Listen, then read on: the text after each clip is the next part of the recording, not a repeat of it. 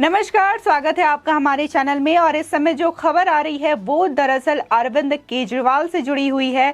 अरविंद केजरीवाल को करारा जो झटका है वो लग रहा है। विधानसभा चुनाव जिस तरीके से यूपी में हुआ और उनकी जो पार्टी की जमानत जब्त हो गई, जितने भी प्रत्याशी उतरे थे मैदान में सभी को करारी हार का सामना करना पड़ा था, जिसके बाद अब जो बारी है वो गुजरात और हिमाचल में है। जो अरविंद केजरीवाल रात के 12 बजे एयर स्ट्राइक का सबूत मांगते हैं, तो उन्हीं केजरीवाल के जो पार्टी के लोग हैं वो उनकी पार्टी को छोड़ के रात को 12 बजे किसी और पार्टी में शामिल हो जाते हैं। तब केजरीवाल जो है बौखला जाते हैं और कई तरह के ट्वीट वो करते हैं। उसी के साथ ही साथ उनके जो उप मुख्यमंत्री हैं दिल्ली के मनीष सिसोदिया, वो भी लगातार ट्वीट कर रहे हैं और बीजेपी को ये बता रहे हैं कि बीजेपी पार्टी जो है उनसे डरती है, जनता में उनका खौफ है, इस वजह से जो जनता है बीजेपी से डरती है। तो इस खबर पर हम नजर डालते हैं कि आखिर क्यों केजरीवाल ऐसा कह रहे हैं और जहां जहां केजरीवाल जा रहे हैं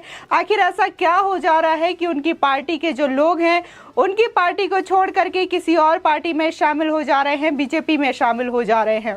आपको बता दें कि कुछ समय पहले अभी अरविंद केजरीवाल गए थे गुजरात में, क्योंकि गुजरात में विधानसभा चुनाव होने वाला है, जिसके दौरान वो आम आदमी पार्टी की तरफ से प्रचार करने गए थे। और उन्हीं के साथ ही साथ पंजाब के नए नए सीएम बने भगवंत मान भी थे। उन्होंने चुनाव प्रचार किया, रैली गए, साबरमती आश्रम गए और वहां से कई सारे वीडियोस और फोटोज उन्होंने शेयर की। इसी के साथ ही उन्होंने ये दावा किया कि उनकी जो रोड शो हुआ था उसमें काफी भीड़ भी मौजूद थी। हालांकि बाद में वो चीजें सामने आई कि जिस तरीके से उन्होंने भीड़ का जिक्र किया था, जो आंकड़ा बताया था, वो एक्चुअल आंकड़ा तो गुजरात की कुल जनसंख्या का भी नहीं था जितना कि उन्होंने भीड़ में दिखा दिया था। और उनके दिल्ली आते ही उनके जो तमाम कार्यकर्ता थे वो अचानक से बीजेपी में शामिल हो जाते हैं। आपको बता दें कि ऐसा ही वाकया देखने को मिला हिमाचल प्रदेश में। जब केजरीवाल हिमाचल प्रदेश से प्रचार करके लौटे तो उनके जो प्रदेश अध्यक्ष हैं आम आदमी पार्टी के अनूप केसरी, वो संगठन महामंत्री सतीश कुमार और कई लोगों के साथ बीजेपी में शामिल हो गए। इस दौरान जेपी नड्डा और अनुराग ठाकुर ने उनको बीजेपी की सदस्यता ग्रहण करवाई।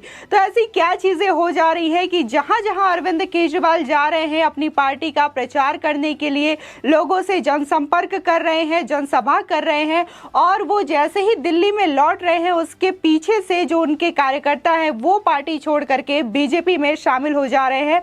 और उसके बाद जो केजरीवाल है वो ये बयान देते हुए नजर आते हैं कि बीजेपी जो है उनकी पार्टी से डरती है। तो ये सोचने वाली बात हो जाती है कि एक तरफ उनके कार्यकर्ता उनको छोड़ करके जा रहे हैं और दूसरी तरफ वो ये दावा करते हैं कि जो अब तक दुनिया की सबसे बड़ी पार्टी मानी जा रही है वो पार्टी उनसे डर जा रही है। आपको बता दें कि केंद्रीय सूचना प्रसारण मंत्री अनुराग ठाकुर ने ट्वीट करते हुए कहा कि अरविंद केजरीवाल पहाड़ और पहाड़ी आपके झांसे में नहीं आएंगे। आम आदमी पार्टी की हिमाचल विरोधी नीतियों के विरुद्ध आप पार्टी के हिमाचल प्रदेश अध्यक्ष अनूप केसरी, संगठन महामंत्री सतीश ठाकुर व ऊना के अध्यक्ष इकबाल सिंह ने दुनिया की सबसे बड़ी राजनीतिक पार्टी बीजेपी में आदरणीय राष्ट्रीय अध्यक्ष जेपी नड्डा की गरिमामयी उपस्थिति में सम्मिलित हुए। आप सभी का बीजेपी परिवार में स्वागत और अभिनंदन है।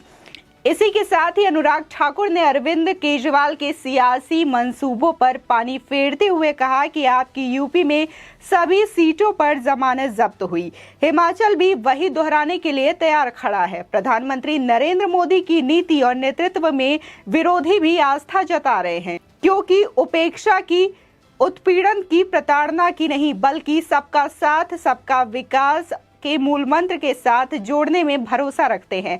आपको बताते हैं कि अरविंद केजरीवाल के जो कार्यकर्ता है रात को 12 बजे अचानक से बीजेपी में शामिल हो जाते हैं, जिसके बाद जो है दिल्ली के मुख्यमंत्री और आम आदमी पार्टी के नेता मनीष सिसोदिया ये ट्वीट करते हैं कि उनको तो पार्टी पहले ही बाहर का रास्ता दिखाने वाली थी, यानी कि अनूप केसरी को जो है पार्टी बाहर का रास्ता दिखाने वाली थी, क्योंकि वो महिलाओं के साथ अभद्र तरीके की हरकतें करते थे, जिसकी वजह से उनको पार्टी से बाहर निकाला जाना था। जब उनको पार्टी से बाहर निकालना ही था तो उन्होंने बीजेपी के सदस्य ग्रहण करने का इंतजार क्यों किया, उससे पहले उन्होंने पार्टी से उन्हें बाहर का रास्ता क्यों नहीं दिखाया, ये जो बड़ा सवाल है वो उठकर आता है, जिस तरीके से मनीष सिसोदिया ट्वीट करके कहते हैं। और उसी के साथ ही उन्होंने ये भी कहा कि जो बीजेपी के शीर्ष नेतृत्व के जो नेता है उनको केजरीवाल से जबरदस्त खौफ है। तो इस तरीके की ट्वीट वो कर रहे हैं।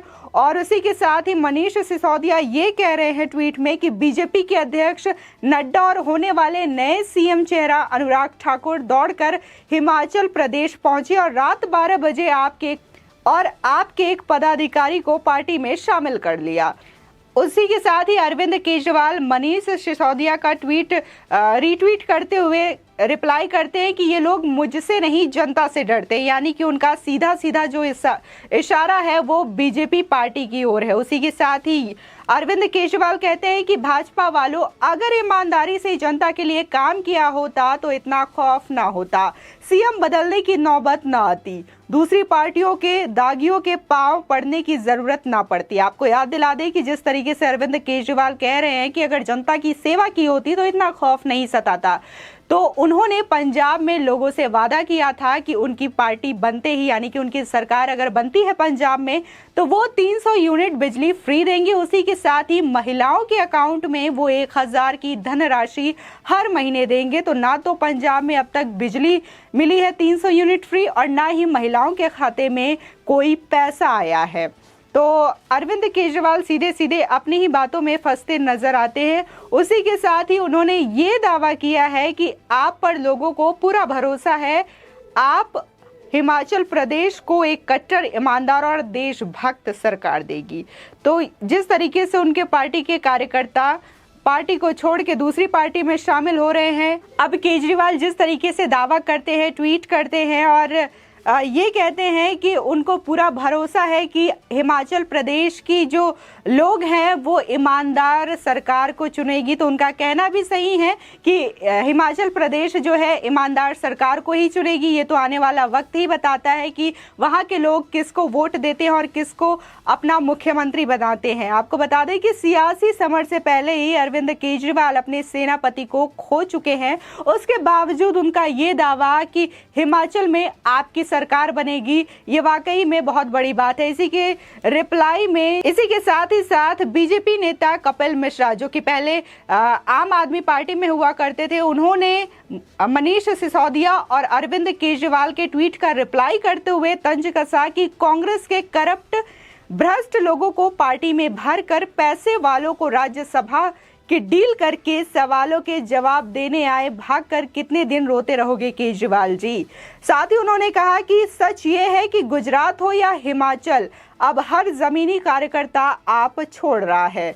सौदेबाजी और डीलिंग आपकी पहचान बन चुकी है। यानी कि सीधे सीधे से प्रहार कर रहे हैं कि जिस तरीके से उनकी जमानत यूपी में जब्त हुई है, वैसा ही हाल उनका गुजरात और हिमाचल प्रदेश में होने वाला है। केजरीवाल का ये रवैया कोई नया नहीं है, उनके साथ ये चीजें हमेशा होती है। वो लोगों की भावनाओं के साथ हमेशा आहत करते हैं लोगों की भावनाओं को, चाहे बात कश्मीर फाइल्स को लेकर के दिए गए विवादित बयान को हो या फिर कश्मीरी हिंदुओं को जिस तरीके से उन्होंने कहा था कि उन्होंने टीचर्स की नौकरी दिलाई, बाद में उनकी पोल खुल जाती है कि उन्होंने पूरी तरीके से झूठ कहा।